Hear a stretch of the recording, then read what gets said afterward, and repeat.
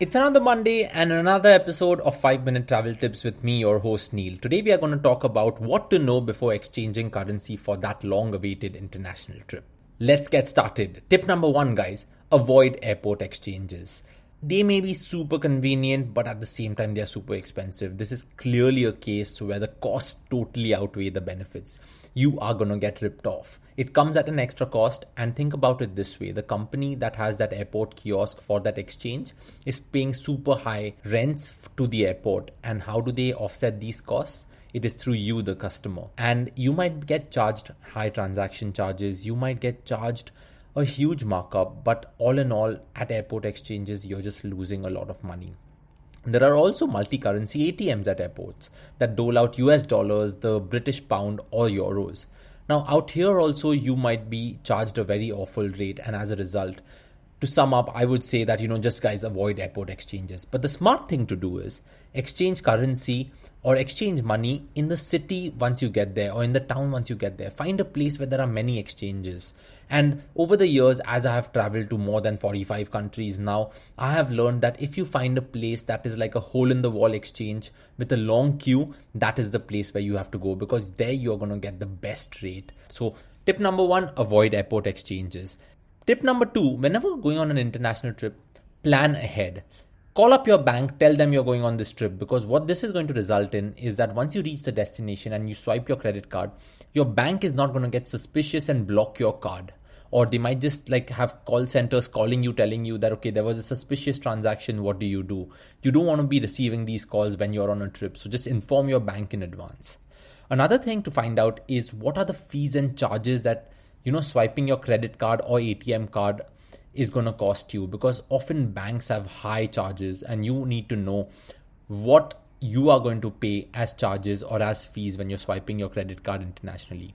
There are also many Forex cards that have come into the market, and I would really recommend for you to check those, because that becomes super handy. Another thing is that when you're planning ahead, it's always good to carry some amount of cash before you travel, because you might end up at an airport and it might be needed that you need to pay for visa on arrival, you may need to pay for some food, or you may need to pay for something as soon as you land. It's always good to have some cash in your pocket. And like I said, avoid airport exchanges. And as a result, carry this cash. Now, how do you get this cash? It's always easier to get this cash from a licensed money changer in the city that you live in. Like in Mumbai here, we have Veena World Forex or others that you can go to. But order this cash in advance, because if you're going to order a large amount of currency, not all exchange places have that much currency. So make sure you order that. And if you're looking for obscure currencies like Mexican pesos or Vietnamese dong, exchange converters or exchange companies need to order this currency in advance. So it's always good to plan ahead and order. Another tip I would like to give you is download foreign currency apps on your phone.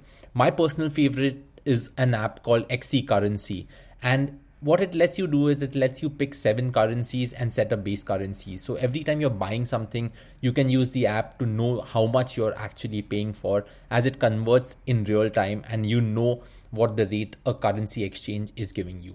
My final tip for the day is ATMs, guys. When you're traveling, there's always a case where you run out of money and you need more cash. So you go to an ATM, but when you go to an ATM, it is always good to know which ATMs partner with the home bank that you bank with, because your ATM card might charge you high fees for a certain transaction. But at the same time, if you walk a little more and find a partner bank that your home bank has partnered with, it might just be free of charge. So you need to know how many free transactions are allowed. You need to know how many fees and charges you are going to be paying when you're drawing money from these ATMs. So those are the tips that I have for you today. Avoid airport exchanges, plan super ahead, order currency in advance, download currency exchange apps, and if you're using an ATM, know how much you're going to be charged.